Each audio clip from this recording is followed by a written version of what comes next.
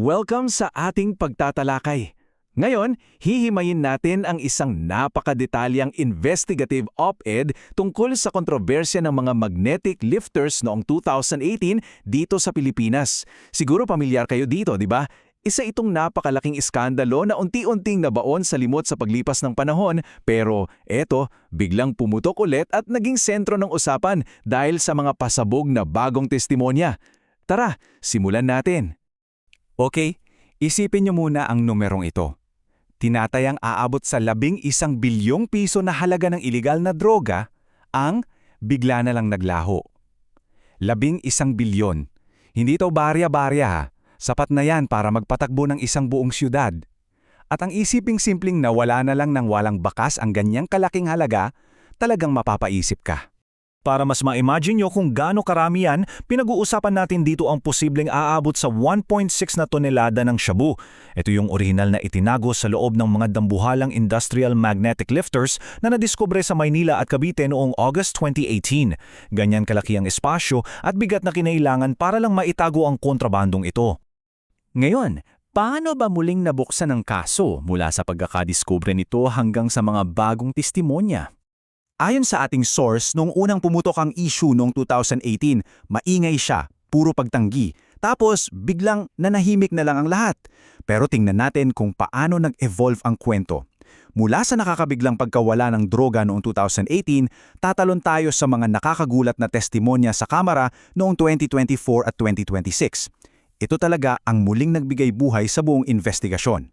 Pag-usapan natin ang naging testimonya ni Jimmy Guban noong 2024 at kung paano nito tuluyang binasag ang katahimikan.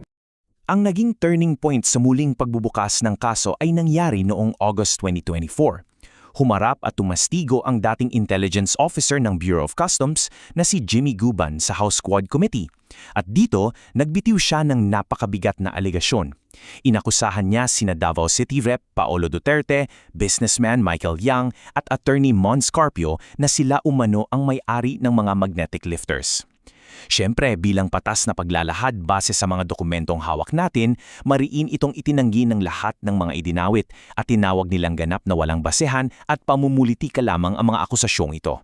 Mapapansin din natin sa op-ed na ayon kay Guban, ang pananahimik niya noong 2018 ay hindi sadya kundi napilitan lang siya dahil sa matinding pagbabanta sa kanyang buhay. Kung totoo ito, nag-iiba na ang pananaw natin sa naudlot na investigasyon noon, di ba? Ipinapakita nito na may sadyang pumipigil para hindi lumabas ang katotohanan. Fast forward tayo sa 2026 kung saan isang bagong testigo ang lumabas sa pamamagitan ng affidavit ni Ramel Madriaga. Noong April 2026, humarap naman sa House Committee on Justice si Ramil Madriaga. Inilarawan niya ang sarili niya bilang isang dating bagman at nagsumite siya ng isang sinumpaang salasay. Ang sabi niya sa ilalim ng panunumpa, inutusan umano siya ni dating Pangulong Rodrigo Duterte na tulungan si Mons Carpio sa isang problema na hinaharap nito sa Bureau of Customs. Ang nakakagulat pa dito, ayon kay Madriaga, sa isang naging meeting nila sa BGC, binalaan umano niya si Carpio na ang nasabing construction equipment ay mainit dahil may laman nitong iligal na droga.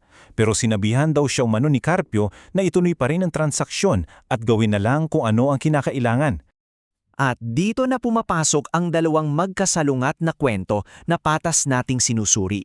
Sa isang banda, nandito yung pasabog na sumpaang salaysay na nag-aakusa ng sadyang pagkakasangkot sa smuggling. Tapos sa kabilang banda, napakatibay ng depensa ni Carpio na ang mga pagbisita niya sa customs ay purong professional lamang bilang isang abogado. Makikita talaga natin kung gaano kalayo ang agwat ng sinasabi ng magkabilang panig. Pero alam niyo kung anong napansin ng mga mambabatas? Nakita nila na ang detalyadong testimonya ni Madriaga noong 2026 ay tila sumusuporta at nagpapatibay sa mga sinabi ni Guban noong 2024. Dahil may dalawang hiwalay na source mula sa dalawang magkaibang timeline na bumubuo ng iisang direksyon ng kwento, nagiging mas mahirap na abara sa mga otoridad na isang tabi na lang ito bilang gawa-gawa lamang. Kaya naman, dumako tayo sa mga naiwang tanong. Meron nga bang pagkakabigo ng sistema? Kung titingnan natin ang mas malaking larawan kesa sa mga individual na testimonya, may isang talagang nakakabahalang katotohanan na inilatag ang op-ed. Sa kabila ng unti-unting pagtutugma ng mga kwento ng mga saksi, ang mismong physical na droga ay hindi na kailanman nabawi. Isipin nyo, nahanap nila ang mga container, nahanap nila ang dambuhalang magnetic lifters, pero yung Shabu mismo na nagkakahalaga ng bilyon-bilyon, nakaalpas at tuluyan ng naglaho. Ayon sa source natin, ang ganitong klasing insidente ay isang malinaw na patunay ng system failure o pagkabigo ng buong sistema. Bakit kamo? Kasi para matagumpay mong maitakas ang ganyang kalaking bulto ng kontrabando, hindi yan kaya ng simpleng kriminal lang. Kakailanganin mo ng napakataas na antas ng access, matibay na proteksyon mula sa loob, perfectong timing, at syempre, isang napaka-sopistikadong network. At dahil dyan sa mga nakitang kahinaan sa sistema, nagkaroon ng iba't ibang legal na hakbang. Kabilang na diyan ang formal na reklamong inihain ni dating Senador Antonio Trillanes IV laban kay Carpio at sa iba pa. Kaya ngayon, hindi na lang ito tinitingnan bilang isang simpleng anomalya noong 2018. Nagiging bahagi na ito ng imbestigasyong patungkol sa isang umano'y mas malawak na sistema ng katiwalian. Bilang pagtatapos, maganda ang naging punto ng op-ed.